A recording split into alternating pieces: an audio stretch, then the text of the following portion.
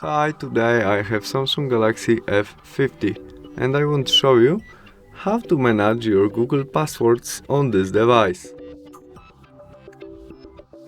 To do that, in the first step we must open Google Chrome application. In it we press three dots on the right corner and there settings.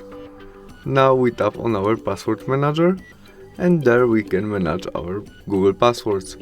When we press this gear icon, we can turn on and turn off some functions as save passwords, auto sign in, other password alerts, or we can manage our password with our smartphone remember in this place, maybe to our messenger account. To do that, we press there.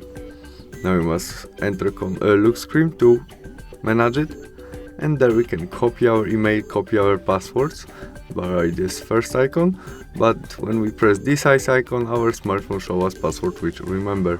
We can also edit all by tap on edit, and there we can change some what you need, and the same story with passwords. We can also add notes to our password, which we see before. We add our look screen. When we custom all, we press save, and there we have it. We can also delete all by delete and confirm by delete passwords, and we delete password with our smartphone remember. That's all. Thanks for watching. Bye.